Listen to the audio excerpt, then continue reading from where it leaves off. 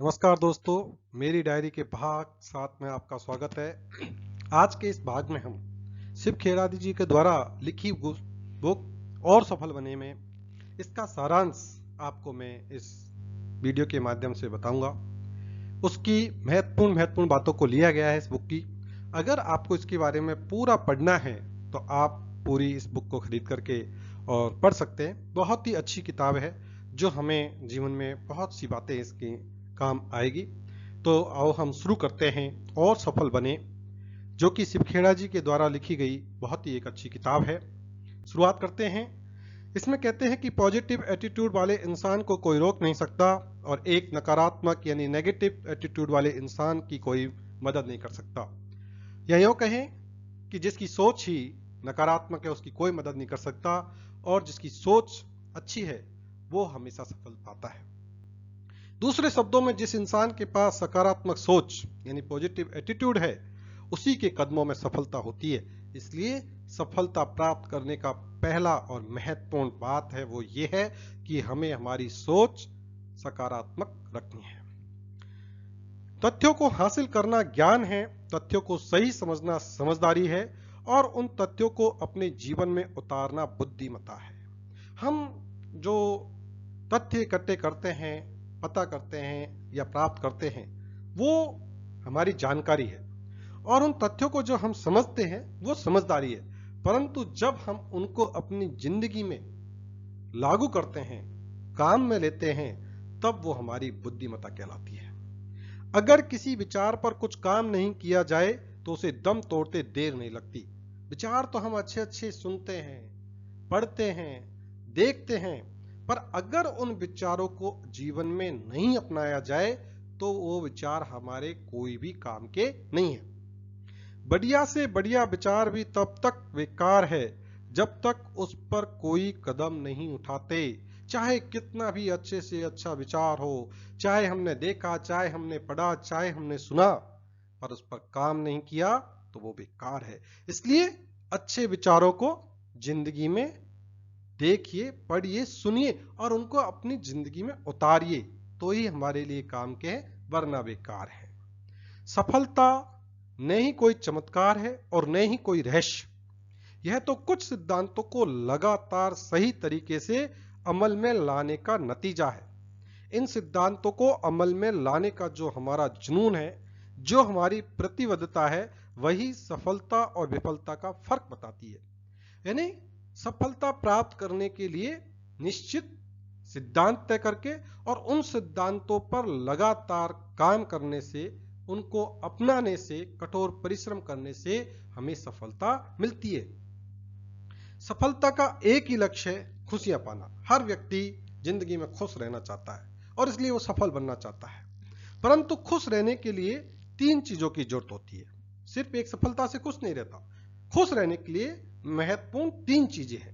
पहली और सबसे महत्वपूर्ण, सेहत। अगर आपकी सेहत नहीं है और आपके पास खूब पैसा है, सब कुछ है, सेहत नहीं है, तो वो सब आपके लिए बेकार। इसलिए सबसे महत्वपूर्ण है खुश रहने के लिए कि अपनी सेहत अच्छी रहे। इसलिए सबसे ज्यादा काम अपनी सेहत को अच्छी रखने के लिए करना चाहिए। दूसरा, दौलत, वेल्थ। अगर पैसा नहीं है तो आप ये मानिए आपके पास कुछ नहीं है। सेहत के बाद दूसरी महत्वपूर्ण चीज है तो पैसा। पैसा भगवान तो नहीं, पर भगवान से कम भी नहीं। पैसे से हम अपनी जिंदगी को सुगम बना सकते हैं, सरल बना सकते हैं और लोगों की भलाई के काम कर सकते हैं। और तीसरी महत्वपूर्ण चीज है अच्छे रिश्ते। हमारे पास दौलत है, सेहत है, पर अगर हमारे परिवार में रिश्ते अच्छे नहीं है, माँ बाप से रिश्ते अच्छे नहीं है, पति पत्नी के रिश्ते अच्छे नहीं है, संतान से रिश्ते अच्छे नहीं है, तो वो दोनों ही चीजें हमारे खुश नहीं रख पाएगी। इसलिए सेहत, दौलत और अच्छे रिश्ते, ये 3 चीजें खुश रहने के लिए जरूरी है। अपनी जिंदगी के अंतिम दिनों में उस अफसोस से बचने के लिए कि वह अपने मन की जिंदगी नहीं जी पाया, आदमी को बहुत ही जल्दी सही चीजों का फैसला कर लेना चाहिए। आदमी को यह अफसोस रहे कि मैं वो अच्छा काम करना चाहता था पर मैं नहीं कर पाया, तो उस काम को करने के लिए आदमी को तुरंत अपना फैसला कर लेना चाहिए कि ये अच्छा काम करने का मुझे कभी अफसोस ना हो। जीविका कमाने के तरीके और जिंदगी जीने में फर्क है। यानी हम जो पैसा कमाते हैं और जिंदगी जीते, दोनों में बहुत फर्क होता है। अगर हमें असाधारण दिखना है तो हमें कुछ न कुछ असाधारण करना होगा, नहीं तो हम भी इसी भीड़ का हिस्सा बन जाएंगे। अगर आपको हटके दिखना है तो आपको हटके करना होगा, असाधारण दिखना है असाधारण करना होगा, वरना दुनिया की इस भीड़ में आप भी एक शामिल हो जाओगे। हाथों की लकीरों से कहां तय होते हैं मुकद्दर, बिन हाथों के भी देखा है कईयों के मुकद्दर संवरते हुए। यानी हाथों से लकीरों में तकदीर तय नहीं होती, तकदीर तय होती है अपने किए हुए कार्यों से। हर जीत कई चीजों का मिश्रण का नतीजा है। हम किसी व्यक्ति की सिर्फ सफलता देखते हैं, उसके पीछे का त्याग, उसके पीछे की गई मेहनत, उसके पीछे का कठोर परिश्रम हम नहीं देखते। इसलिए किसी भी व्यक्ति की जो जीत है वो है बहुत सी चीजों की कुर्बानी।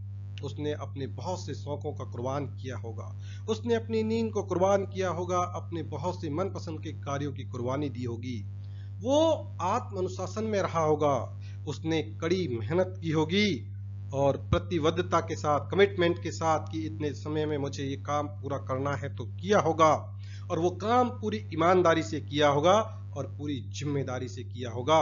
इसलिए कहते हैं कि जीत है वो कुर्बानी, आत्मनुशासन, कड़ी मेहनत, प्रतिबद्धता, ईमानदारी और जिम्मेदारी का मिश्रण होता है। जब हम 20 साल के होते हैं तो हम अक्सर ये नहीं पता होता कि हम कहाँ हैं। 30 साल के हमें पैसा चाहिए, परिवार चाहिए संभालने के लिए। 40 साल में हमारा शरीर बदल जाता है और 50 साल में हमारे बचपन के दोस्त दादा दादी बनने लगते हैं। 60 साल में गाने शोर लगने लगते हैं। 70 साल में हम रिटायर हो जाते हैं और हम आश्चर्य करते हैं हमारे बच्चे आखिर है कहाँ। तभी हमें एहसास होता है कि बिना मकसद की जिंदगी सिर्फ समय काटने के बराबर है। हमारा जिंदगी में कोई मकसद नहीं है तो ये मानिए आप जिंदगी जी नहीं रहे, जिंदगी का समय काट रहे हैं। जिंदगी में हर इंसान को रोजाना एक फैसला करना होता है, या तो वह जिंदगी जीने में व्यस्त रहे या मरने का इंतजार करे। जिंदगी आपको जीनी है, चाहे तो रो रो करके मौत का इंतजार करते रहे रोज, या फिर हम अपनी जिंदगी को जीने में व्यस्त रहे। सिर्फ एक मकसद भरी जिंदगी ही हमें संतुष्टि दे सकती है।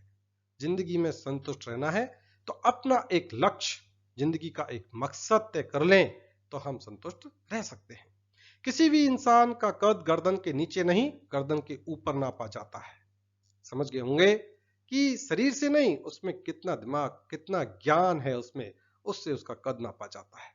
विनम्रता के बिना आत्मविश्वास अहंकार लगता है। हम कहते हैं उसका आत्मविश्वास अच्छा है, परंतु जब आत्मविश्वास में विनम्रता नहीं होती तो वो ही आत्मविश्वास उसका अहंकार बन जाता है। इसलिए आत्मविश्वास के साथ विनम्रता जरूरी है। समस्याएं तो जिंदगी का प्रतीक है। जब तक हम जिंदा रहेंगे समस्याएं रहेंगी। जिस दिन समस्याएं नहीं होगी उस दिन हम ही नहीं रहेंगे। जिंदगी में आने वाली समस्याओं से नहीं घबराएं, क्योंकि समस्याएं हैं तो जिंदगी है, और जिस दिन समस्या मिटी आप मान लो आपकी जिंदगी भी उस दिन मिट गई। सिसरो की फिलॉसफी है और वो कहते हैं कि अगर हम किसी चीज को बदल सकते हैं तो क्यों फिक्र करना। यानी कोई चीज है जिसको हम बदल सकते हैं तो फिर इसकी चिंता क्यों करना, बदल देंगे। और अगर नहीं बदल सकते तो क्या फिक्र करना, और अगर हमें पता है ये चीज हम नहीं बदल सकते तो फिर इसकी टेंशन क्यों करनी, नहीं बदलेगी। आदमी किस्मत का गुलाम नहीं है, बल्कि वह अपने खुद के दिमाग का गुलाम होता है। फ्रैंकलिन रूजवेल्ट ने बात कही कि आदमी किस्मत का गुलाम नहीं, वो अपने खुद के दिमाग का गुलाम होता है। इस किताब के अंदर जो शिव खेड़ा जी ने एक सेरेनिटी प्रेयर लिखी है, जो कि उन्होंने नॉर्मन विंसेंट पील की बुक से ली है, और वो उस प्रेयर को ये किताब में बताते हैं कि जब भी वो शिव खेड़ा जी घर से निकलते हैं तो इस प्रेयर को करते हुए घर से पिछले 40 साल से लगातार ये प्रेयर डेली घर से निकलते वक्त करते हैं। वो प्रेयर मैं आपको बताता हूं। वो कहते हैं, परमात्मा मुझे संतुलन दो, जो मैं बदल नहीं सकता आपकी सौगात समझकर स्वीकार करूं, और जो मैं बदल सकता हूं मुझे इतनी हिम्मत और हौसला दो कि मैं उसे बदल दूं, और इतनी सुबुद्धि दो कि उनमें फर्क बता सकूं कि क्या बदल सकता हूं और क्या नहीं बदल सकता हूं। इस प्रार्थना में ये कहा गया है, प्रेयर में ये कहा गया है कि जो चीजें बदलने के लायक है उन्हें मैं बदल सकूं, इतनी शक्ति दे, और जो नहीं बदलने के लायक है उन्हें मैं आपका उपहार समझकर ग्रहण कर लूं। परंतु मुझे इतनी सुबुद्धि भी दे, इतना ज्ञान दे, जो मैं जान सकूं कि ये बदलने योग्य है और ये ग्रहण करने योग्य है। पॉजिटिव फैसले सफलता में बदलते हैं, जबकि नेगेटिव फैसले आपके लिए विफलता ही लाते हैं। सफलता और विफलता सिर्फ फैसलों का ही नतीजा होता है। आप फैसला लोगे तभी उस चीज का निर्णय होगा। विजेता लंबे समय के फायदे के लिए थोड़े समय का दर्द सहने के लिए तैयार रहते हैं। कई बार हम जो है थोड़ा भी दर्द नहीं सहते, जबकि उसमें हमारी बहुत बड़ी सफलता का रहस्य होता है। एक बार जब दिमाग अपनी विशालता को हासिल कर लेता है, वह अपने पुरानी जगह में कभी वापस नहीं आता। ओलियर वेंडेल होम्स ने इस बुक में वहां से लिया है, सिर्फ खेड़ा जी ने। उन्होंने कहा कि इस दिमाग को जितना हो सके उतना खोलें, और जितना एक बार खुल जाएगा तो फिर वो संकुचित नहीं होगा। अगर हम वही काम करते हैं जो कि आज तक हम करते चले आ रहे हैं, तो हमें नतीजे भी वही मिलेंगे जो हमें आज तक मिलते रहे हैं। अगर हम अपनी जिंदगी में कुछ नया चाहते हैं, कुछ अलग नतीजे चाहते हैं, तो या तो हमें कुछ अलग चीजें करनी होंगी या चीजों को अलग ढंग से करना होगा। यानी हम चाहते हैं कि रोज की तरह काम करें, उसी ढर्रे से काम करें, तो परिणाम भी उसी ढर्रे से आएंगे। अगर आप रिजल्ट अलग चाहते हो तो काम या तो अलग करें या उस काम को अलग ढंग से करें, तो ही परिणाम अलग आएंगे। हर तरक्की एक बदलाव है, अगर हर बदलाव तरक्की नहीं होती। ये क्या कहते हैं? हर तरक्की एक बदलाव है, मगर हर बदलाव तरक्की नहीं होती। जानकारी खबर है, जानकारी खबर है, उसे पहचान समझदारी है, और जीवन में उतारना बुद्धिमत्ता है। जब तक व्यवहार में बदलाव नहीं आता, तब तक सीख हासिल नहीं होती। ज्ञान के बिना कर्म ऐसा ही है जैसे बिना बीज बोए सिर्फ हल जोतते रहना है। आध्यात्मिकता का असली मतलब 3 मूल्यों से मिलकर बनता है, जैसे ईमानदारी, जिम्मेदारी और आदर। यानी आध्यात्मिकता क्या है? 3 चीजें हैं, जिसमें है इंटीग्रिटी, रेस्पॉन्सिबिलिटी और रेस्पेक्ट। ईमानदारी, जिम्मेदारी और आदर, जिसमें ये 3 चीजें हैं, वो आध्यात्मिक है। ईमानदारी और सच्चाई के साथ किया गया कोई भी काम जो आपके जीवन को ऊपर उठाती है, उसे आध्यात्मिकता कहते हैं। जो हाथ लोगों की सेवा करते हैं, वो उस मुंह से कहीं अच्छे हैं जो सिर्फ दुआ करते हैं। पैसा बनाना चोरी है, पैसा कमाना आध्यात्मिकता है। काम के बिना पैसा एक चोरी है। यानी पैसा बना रहे हैं हम, बिना काम के हमें पैसा मिल रहा है, वो चोरी है। और पैसा कमा रहे हैं, मेहनत से पैसा, जितना काम उतना दाम, वो आध्यात्मिकता है। और काम के बिना अगर हम पैसा ले रहे हैं तो वो चोरी है। दिमाग में जो विचार हम एक बार रख लेंगे, वह दूसरे विचार के लिए एक बीज के रूप में काम करेगा। जो इंप्रेशन ये विचार हमारे दिमाग में छोड़ देंगे, वह हमारे दिमाग की जमीन में कहीं जाकर स्टोर हो जाएगा। हमारे दिमाग में कोई न कोई विचार आता है, वो कुछ न कुछ हमारे दिमाग के अंतर मन में लंबे समय तक रहता है। वो कोई न कोई विचार हमारे दिमाग में कुछ न कुछ बीज छोड़ ही जाता है। यह एक मल्टीप्लायर असर है। एक बीज सिर्फ एक ही फल नहीं देता, बल्कि फसल कई गुना पैदा होती है, फिर चाहे वह नेगेटिव हो या पॉजिटिव। देखो कितनी बड़ी बात कही है इस किताब में, कि जिस प्रकार एक बीज के बोने से एक ही बीज पैदा नहीं होता, वो बहुत सारे बीज देता है। पेड़ वृक्ष बनता है, वृक्ष से बहुत सारे बीज बनते हैं। इसी तरह हमारे दिमाग में जो एक विचार आता है, उससे सिर्फ एक ही परिणाम नहीं निकलता, उससे बहुत सारे परिणाम निकलते हैं। अगर आपके दिमाग में नेगेटिव विचार आया तो नेगेटिव परिणाम बहुत सारे निकलेंगे। अगर आपके दिमाग में अच्छा ख्याल आया, पॉजिटिव आया, तो बहुत सारे सकारात्मक निकलेंगे। इसलिए अपने दिमाग में अच्छे विचारों का बीज बोया जाए। हमारा शरीर दिमाग का गुलाम है, यह केवल दिमाग की बात मानता है। हमारा शरीर है, वो सिर्फ दिमाग की बात का मानता है। और इसीलिए कहते हैं कि मन के जीते जीत है, मन के हारे हार। या यूं कह दो, मन के हारे हार है, मन के जीते जीत। अगर आप जिंदगी के आउटपुट से खुश नहीं हैं, तो आपको अपने इनपुट को देखना होगा। अगर आप साधारण चीजें करेंगे तो आपकी साधारण जिंदगी होगी। अगर आप खास काम करते हैं तो खास जिंदगी बिताएंगे। आप अपनी जिंदगी के जो काम कर रहे हो, उससे जो परिणाम मिल रहा है, उससे खुश नहीं हो, तो आप अपने काम का ढर्रा बदलिए, या काम बदलिए, या काम करने का तरीका बदलिए। हर विचार एक बीज है। अगर आप घटिया बीज डालेंगे तो आप एक अच्छी फसल की उम्मीद नहीं कर सकते। जितना पैसा हम अपनी गर्दन से नीचे, मतलब तन पर खर्च करते हैं, अगर उसका एक छोटा सा हिस्सा भी हम गर्दन से ऊपर यानी दिमाग पर निवेश करें, तो हम एकदम ही अलग मुकाम पर होंगे। इसलिए इस तन पर खर्च करो, मगर अपने इस दिमाग पर भी कुछ खर्चा अवश्य किया करो। अच्छी किताबें खरीदने के लिए, अच्छा ज्ञान प्राप्त करने के लिए, अच्छे विचारों के लिए। खराब संगत चरित्र को भ्रष्ट कर देती है। दोस्तों, सभी जानते हैं कि संगत का असर बहुत बुरा होता है। इसलिए अपनी संगत अच्छी रखें, क्योंकि संगत अगर बुरी है, विचार बुरे होंगे, चरित्र भ्रष्ट होगा। हमें नेगेटिव, स्वार्थी, बेईमान और गैर जिम्मेदार लोगों से दूर रहने की जरूरत होती है, क्योंकि उनका प्रभाव हमारे चरित्र पर पड़ता है। उन लोगों और हालातों से बचें जो विवाद लाते हैं। इसलिए हमें अपने संगत का बहुत ध्यान रखना चाहिए। रोजाना जो बीज हम बोते हैं, उसकी अहमियत कहीं ज्यादा है उस फसल से जो हम काटते हैं। जैसा हम दिमाग में जो बीज बोएंगे, उसी हम फसल मिलेगी। अपने विचारों को चुनने में सतर्क रहें और अपने इनपुट को बहुत जांच परख कर ही चुनें। एक मजबूत दिमाग दुनिया में सब कुछ हासिल करने की क्षमता रखता है। जो आदमी सिर्फ अपने हाथों से काम करता है, उसे मजदूर कहते हैं। जो आदमी सिर्फ अपने हाथ और अपने दिमाग से काम करता है, उसे कारीगर कहते हैं। लेकिन जो आदमी अपने हाथ, दिमाग और दिल से काम करता है, उसे कलाकार कहते हैं। इसलिए हम अपने सिर्फ हाथों से काम करेंगे तो मजदूरी रहेंगे और बहुत कम कमाएंगे।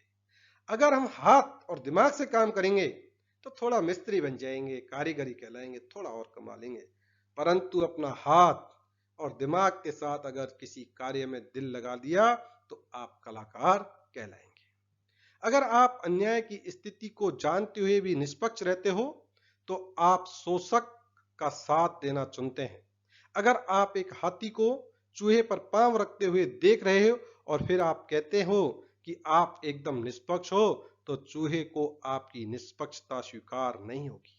बहुत बड़ी बात कही है इस बुक में, और जो कि उन्होंने डेसमंड टुटू की बुक से ली है, कि अगर आप अन्याय होते देख रहे हो और आप उस अन्याय में मूक दर्शक बने हो, तो इतिहास कभी भी आपको माफ नहीं करेगा।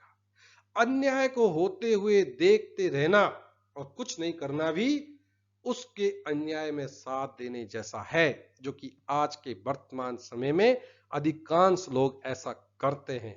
सोचते हैं अपने को क्या, परंतु ऐसा नहीं। जो वहां पर पीड़ित है, वो कभी भी आपको निष्पक्ष नहीं समझ पाएगा। अगर आप जिंदगी में किसी को कोई भी चीज उधार देना चाहते हैं, तो अपना पैसा बेशक दे दे, मगर अपना नाम कभी नहीं। क्योंकि पैसा दोबारा हासिल किया जा सकता है, लेकिन नाम दोबारा हासिल करना बहुत मुश्किल है। एक पुरानी कहावत है, जब पैसा खो जाता है तो कुछ भी नहीं जाता, मगर जब सेहत जाती है तो कुछ चला जाता है, मगर जब चरित्र जाता है तो सब कुछ चला जाता है। पैसा जाए तो मानना कुछ गया, सेहत गई तो मानना और कुछ गया, पर चरित्र गया तो ये मान लो कि सब कुछ गया। चरित्र कई विषमताओं से मिलकर बना है। ईमानदारी, इंटीग्रिटी, सच्चाई, ऑनेस्टी, चेतना इथिक्स, वफादारी कॉन्शियस, मानसिक शक्ति मेंटल पावर, साहस चरित्र एक बार गया तो वह फिर हमेशा के लिए चला जाता है। दिमाग की ताकत दौलत और पैसे से ज्यादा महत्वपूर्ण है। अरस्तु ने कहा है, श्रेष्ठता एक बार का काम नहीं बल्कि एक आदत है। अगर आप पूरी दुनिया की दौलत को लेकर सभी लोगों के बीच बराबर भी बांट देंगे तो 2 सालों में वह उन्हीं जेबों में वापस आ जाएगी जहां से वह निकली थी। ये कह रहे हैं कि आप दुनिया की जो लोग ये कहते हैं कि उस दौलत का विषमता से जो है वितरण है, तो ये सच है कि जो दिमाग है अगर सभी को दौलत बराबर दे दी जाए तो ये कहते हैं कि 2 साल बाद में जिसके पास जितनी दौलत थी वो वापस चली जाएगी और जिनके पास जितनी कम थी वो वापस से खर्च हो जाएगी। क्यों? क्योंकि वो तो दौलत को कमाने में लगाएंगे दिमाग, जिनको दिमाग है, जिनके पास पहले दौलत थी, और जिनके फ्री में दौलत मिली, जिनको दौलत कमाने का तरीका पता नहीं, दौलत को सहेजने का तरीका पता नहीं, पैसों का सदुपयोग पता नहीं, वो थोड़े दिन में ही पैसे ही हो जाएंगे। वह निवेश मत करिए जो खर्च के बाद बचता है, बल्कि वह खर्च करें जो निवेश के बाद बच जाता है। वॉरेन बफे ने बहुत ही महत्वपूर्ण बात कही है। इन्फोसिस के सह संस्थापक नारायण मूर्ति का एकमात्र शौक है किताबें पढ़ना, इसलिए किताबें पढ़ते रहिए। साहस वह विश्वास है जो एक इंसान को डर से जीतने में मदद करता है। साहस का सबसे बड़ा इम्तिहान होता है हिम्मत हारे बिना नुकसान को स्वीकार करना।